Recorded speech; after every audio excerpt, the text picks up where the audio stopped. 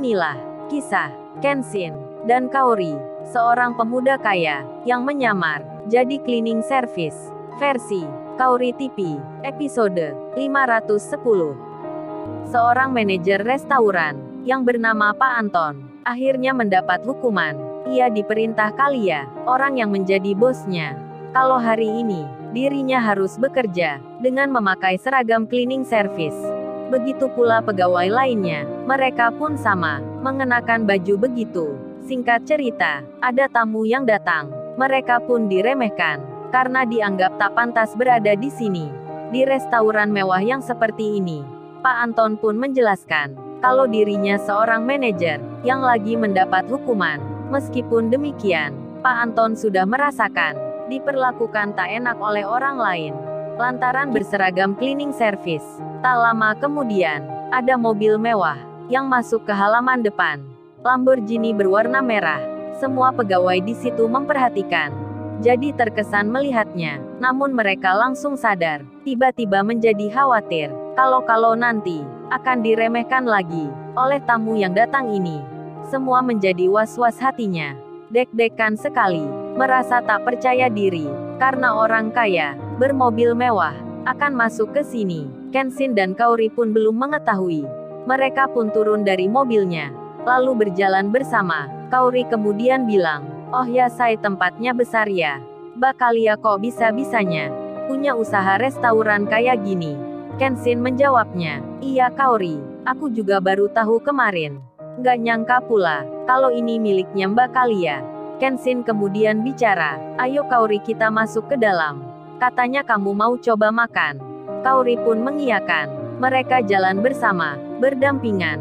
Sedang penerima tamu restoran, yang bernama Roni dan Eva, masih belum sadar, belum tahu pula. Kemudian, sampailah Kenshin dan Kaori berada di depan pintunya. Kenshin pun jadi terkejut. Petugas penerima tamunya berbaju cleaning service.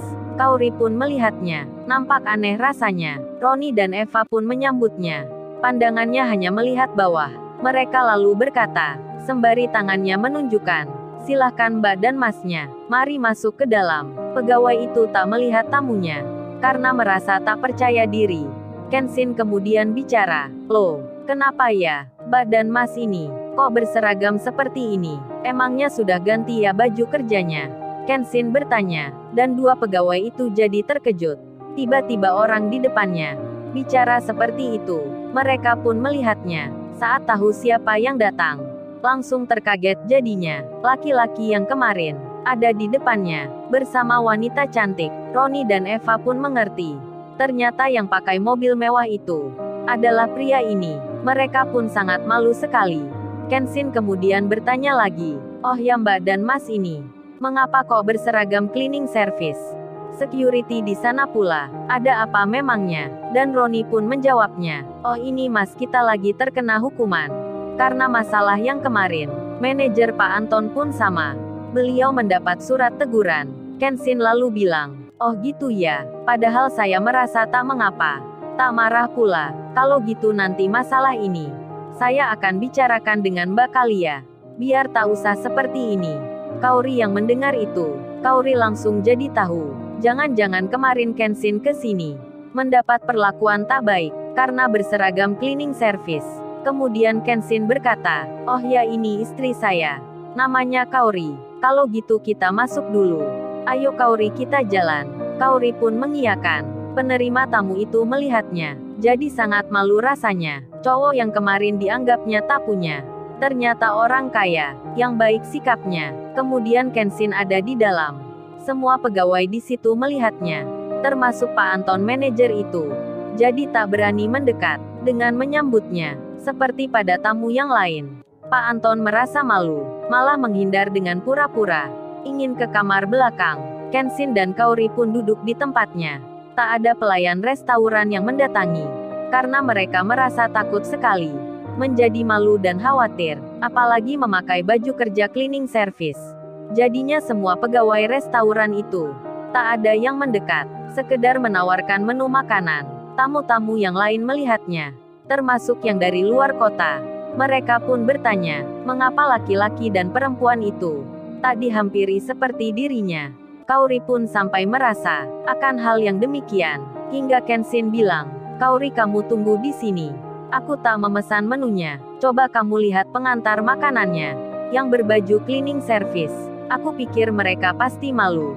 Kaori pun mengerti, tak bertanya dirinya tentang apa sebabnya, karena Kaori sudah merasa sama seperti yang dikiranya. Kenshin pun berjalan akan ke tempat customer service. Di saat bersamaan, Kalia keluar kantornya, hendak akan meninggalkan restoran. Saat menuju pintu depan, langsung melihat Kenshin. Kalia pun menyapa, "Loh, Mas Kenshin kesini lagi? Kok nggak memberitahu ya? Nggak bilang-bilang dulu?" Kenshin tersenyum, langsung saja menjawabnya, "Oh, ini Mbak Kalia, Kaori yang mengajaknya, ingin berkunjung ke tempat ini." "Itu Kaori ada di sana." Kaori pun berdiri, segera berjalan ke arah Kalia. Mereka pun saling bersalaman, saling cipika-cipiki. Kalia nampak senang, Kaori pun sama, dan Kalia bertanya, "Terus pengantin baru mau makan apa ini?" "Entar spesial aku yang buatin." Kaori menjawabnya, "Yang nggak baru lamba Kalia. Kan kita udah lama menikahnya." Kalia membalasnya, "Ya masih baru lamba Kaori. Kan belum setahun lamanya. Terus kapan nih punya momongan?" Kaori menjawab, "Kalau itu doakan aja ya. Semoga bisa mendapatkan." Kalia pun senang mendengarnya, dan juga mengiyakan. Kenshin dan Kaori kemudian dipersilahkan untuk duduk di tempat yang dekat kolam ikan. Kalia, bos restoran, malah yang menyambutnya. Kenshin lalu bertanya, "Oh ya Mbak Kalia, kenapa sebagian pegawainya kok mengenakan seragam kerja cleaning service?"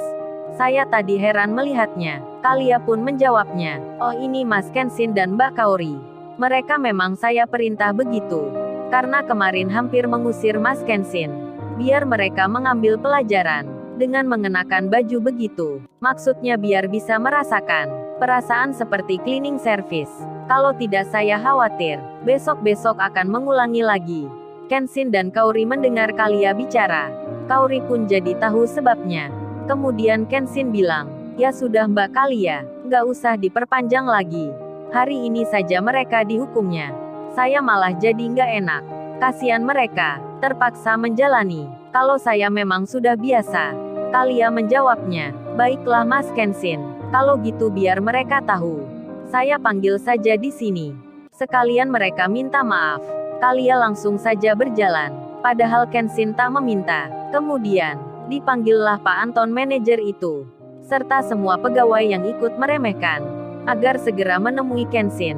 Kalia bicara, "Oh ya semuanya, sebenarnya saya akan menghukum selama 1 minggu lamanya. Tapi berhubung Mas itu datang ke sini, meminta untuk menyudahi. Jadi baiknya kalian ke sana, menemui Mas Kenshin itu, minta maaf secara langsung, dan hukumannya cukup hari ini." Pak Anton pun langsung mengiyakan. Begitu pula dengan pegawai yang di situ.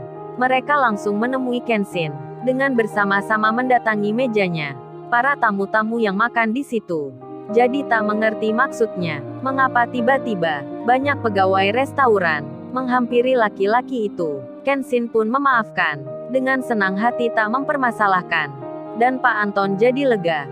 Begitu pula dengan rekan-rekannya. Ternyata pemuda itu baik sekali orangnya, meskipun kemarin dihinanya.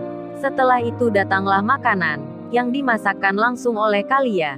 Kaori pun senang melihatnya, hingga akhirnya mereka makan bersama, sambil bercerita tentang mega proyek besar. Kalia pun bertanya, "Memang awalnya gimana ya Mas Kenshin? Kok tiba-tiba membeli tanah di desa dengan begitu luasnya?" Kenshin menjawabnya, "Oh ini Mbak Kalia, sebabnya karena Kaori yang ingin makan mangga, jadi saya mencarinya sampai ke pelosok desa, hingga akhirnya masuk acara ke tempat ulang tahunnya orang yang bernama Magdalia. Saya pun sempat dilarang. Untungnya di situ tiba-tiba ada orang yang kenal.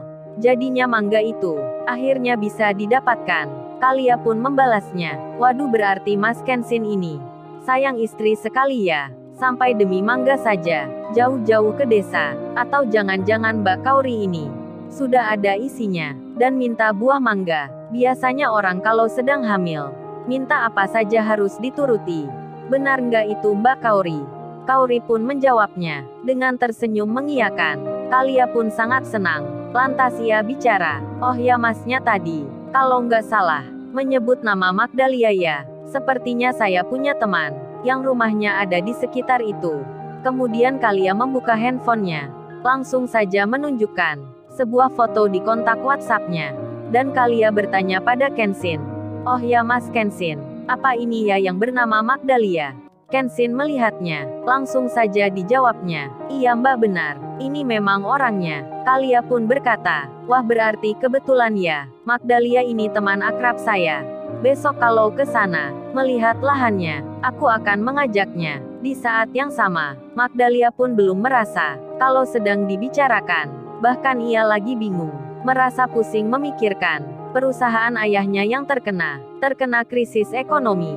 Dari luar negeri, para pegawainya pun banyak yang diliburkan. Dan Kalia yang bersama Kenshin kemudian menelponnya. Magdalia pun mengangkatnya. Lalu, bagaimana kisah selanjutnya? Subscribe channel ini untuk episode berikutnya. Terima kasih.